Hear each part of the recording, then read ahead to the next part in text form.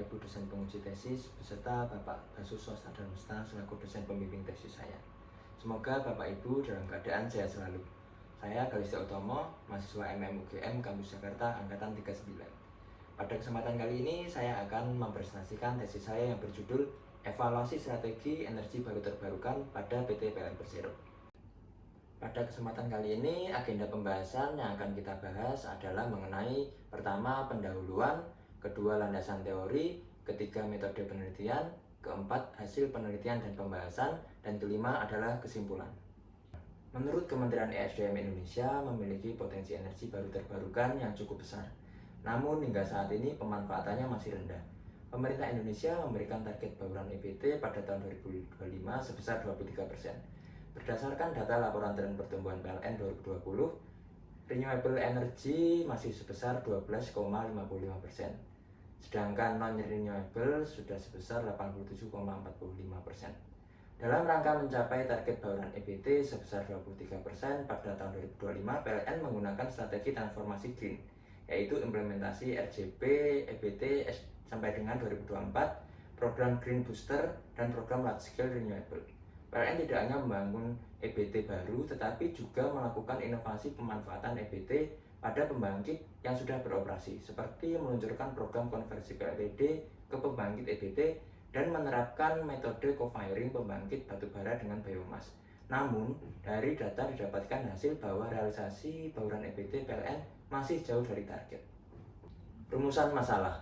PLN memiliki target bauran EBT sebesar 23% pada tahun 2025. PLN memiliki strategi yaitu transformasi green, antara lain implementasi RJP EBT, program Green Booster, dan program Large Scale Renewables. Realisasi bauran EBT pada tahun 2020 PLN masih rendah, sehingga berpotensi pada tidak tercapainya target yang telah ditetapkan oleh pemerintah. Sehingga rumusan masalahnya diperlukan analisis apakah strategi yang diterapkan oleh PLN dalam mencapai target bauran EBT sudah tepat. Pertanyaan penelitian.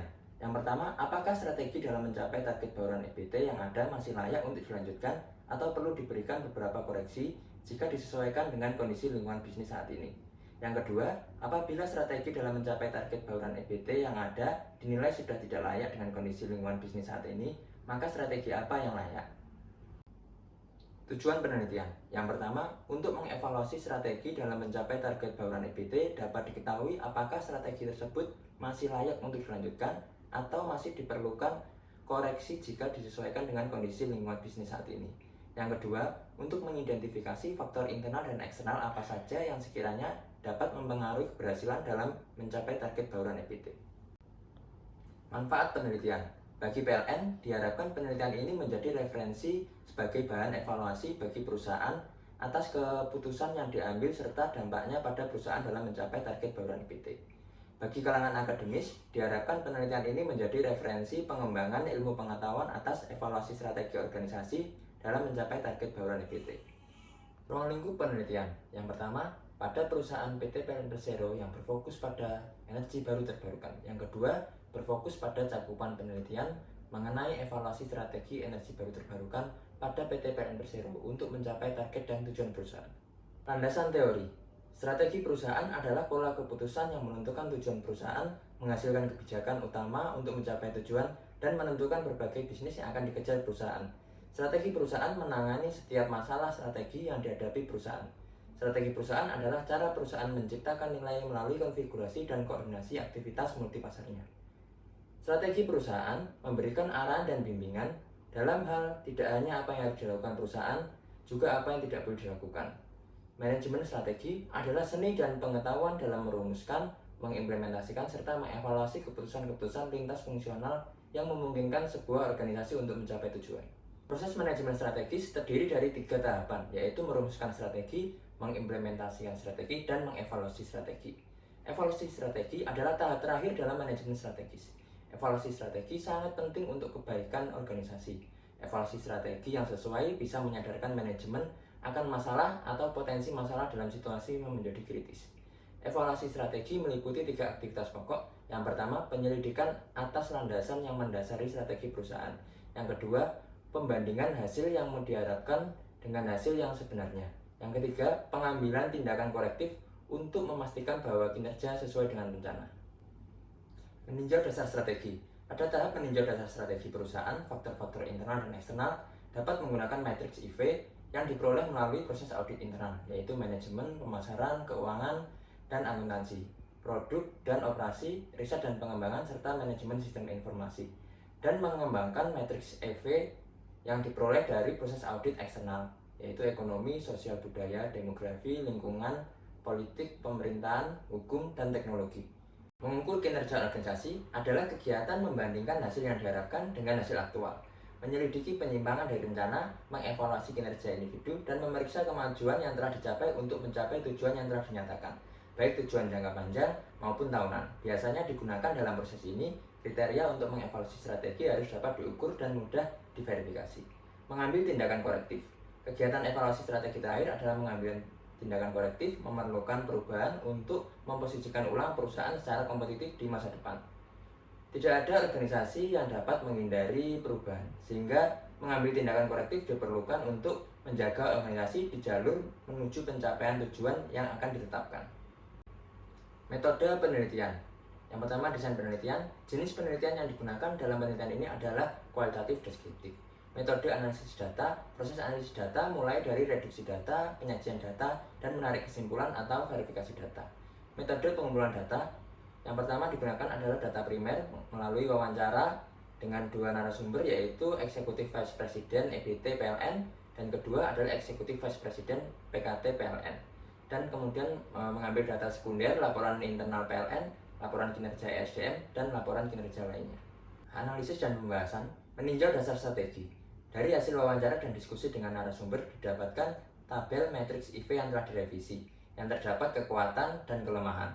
Pada tabel 4.1, total skor tertimbang mencapai nilai 3,28, yang artinya bahwa posisi internal PLN dengan strategi PT saat ini bersifat kuat. Kemudian dari tabel matriks IV sebelum revisi didapatkan list kekuatan dan kelemahan. Nilai total skor tertimbang pada tabel 42 tersebut mencapai 3,1. Artinya kekuatan internal PLN bersifat kuat, namun masih berada di bawah kekuatan internal PLN pada saat ini. Terdapat perbedaan total nilai EV sebelum revisi dan setelah revisi, sebesar 0,18. PLN telah menentukan strategi khusus dalam mencapai target bauran EBT dengan transformasi green, sehingga nilai matriks EV meningkat dari sebelumnya. Berikutnya adalah tabel matriks EV yang telah direvisi, terdapat list peluang dan ancaman. Pada tabel 4.3, total skor tertimbang mencapai nilai 3,583 yang mengindikasikan bahwa selama ini PLN telah merespon peluang dan ancaman eksternal secara baik di atas rata-rata. Selanjutnya, pada tabel matriks EV sebelum revisi terdapat list peluang dan ancaman. Nilai total skor tertimbang matriks EV pada tabel 4.4 mencapai nilai 3,481 yang mengindikasikan bahwa sebelum dilakukannya revisi terhadap strategi PT yang lama, strategi PT tersebut sudah merespon peluang dan ancaman secara baik di atas rata-rata. Terdapat perbedaan total nilai EV sesudah revisi dan sebelum revisi sebesar 0,103. PLN telah menentukan strategi khusus dalam mencapai target bauran EBT dengan transformasi green, sehingga nilai matriks EV meningkat dari sebelumnya. Pengukuran performa kinerja. Berdasarkan KPI PT PLN pada tahun 2020, penambahan kapasitas pembangkit EBT dengan target 235 MW terrealisasi sebesar 143,63 MW. Sedangkan pada tahun 2021, target 475 MW terrealisasi sebesar 343,48 MW sampai dengan September 2021. Status sampai dengan September 2021, pembangkit EBT terrealisasi sebesar 8.005 MW atau sebesar 12,5%, dan pembangkit non-EBT terrealisasi sebesar 56.229 MW atau sebesar 87,5%. Meskipun dari penambahan kapasitas pembangkit EBT mengalami kenaikan dan realisasi tahun 2020 sebesar 143,63 MW dan tahun 2021 sebesar 343,48 MW, tetapi masih terdapat jarak yang cukup besar dari target bauran EBT pada tahun 2025 sebesar 23%. Realisasi sampai dengan September 2021 sebesar 12,56%, sehingga diperlukan percepatan atau akselerasi dalam mendukung pencapaian target bauran EBT. Pengambilan tindakan korektif. Strategi tambahan diperlukan untuk mempercepat dan mengakselerasi pencapaian EBT PLN dalam mencapai target bauran EBT 23% pada tahun 2025. Yang pertama, 3 pilar aspirasi karbon netral. Yang kedua, membuat peraturan mendukung pencapaian target bauran EBT. Yang ketiga, memanfaatkan teknologi digitalisasi pada proses PDCA. Dan yang keempat adalah melakukan utilisasi manajemen aset sesuai seri ISO 55000.